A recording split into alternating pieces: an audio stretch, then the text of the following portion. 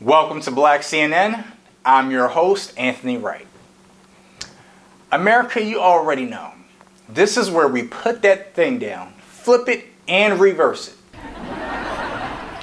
Now, first, I got to give a shout out to the Toronto Raptors and Golden State Warriors for a great NBA Finals. Golden State, you guys are phenomenal. 3 championships and 5 NBA Finals back to back.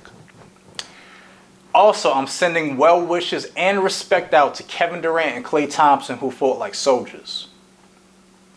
You know, I gotta say, I'm excited that the MVP has the name of an old black uncle that runs a barbershop. Toronto Raptors made history landing their first NBA championship, so congrats to you guys. Indiana Jones 5 is set to start shooting next year. Steve Bannon can't wait to see the film because it features an old white man with a whip. No one else will probably play Indy after Harrison Ford. And that's unfortunate. Let's at least consider diversity. Like, what's wrong with Indiana Tyrone? I hope this one does better than the last one. According to diehard fans, the Kingdom of the Crystal Skull felt worse than an old woman without life alert. Boston is planning a straight pride parade this summer. Listen, this is Boston. I don't mind the parade as long as they don't talk. Boston men have to find love in deaf communities. Also, here is the map of the route they plan to take. A traffic jam on Mount Everest turns deadly for climbers. The death toll was raised to 21 this year.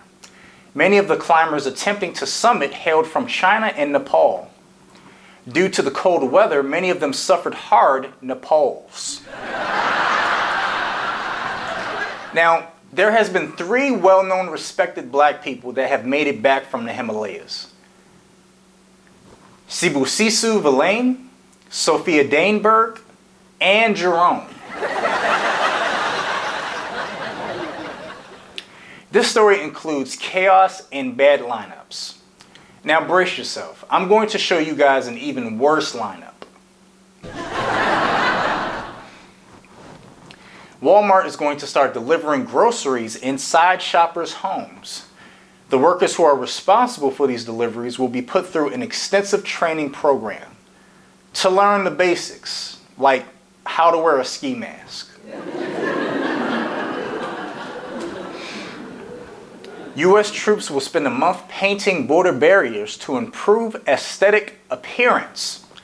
The estimated cost of the paint and equipment is approximately $150,000. After painting the fence, the soldiers will have a better understanding of karate. You know, the irony is the Department of Homeland Security is treating soldiers like immigrants at Home Depot. Joe Biden promises to cure cancer if elected president in 2020. It seems like he's biting off more than he can chew. But I respect the vision, as long as we don't allow him to do the mammograms. Trump doesn't want to be impeached, but he is fascinated by the I word. He has coined his own cheeky term, the I word. But he's respectful and he pronounces it impeacha, no ER. He referred to President Richard Nixon, who resigned rather than face likely impeachment. Trump stated, he left.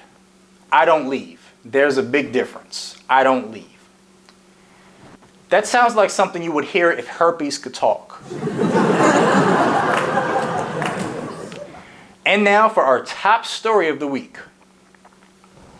Sarah Huckabee Sanders will leave her role as White House press secretary this month. Hey, now that is appropriate. Now, normally I don't do this, but I'd like to take the time to roast the man of the hour.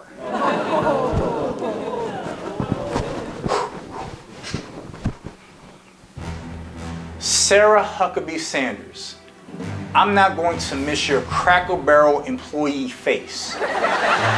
You've supported more cover-ups than an old man's comb-over. And you look like God made you 5 minutes before his lunch break. You retired press speeches. You remember those things? They're gone now.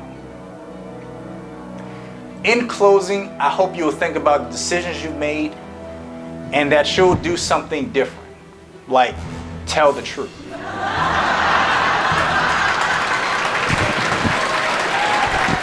But until next time, I'm Anthony Wright. Good night.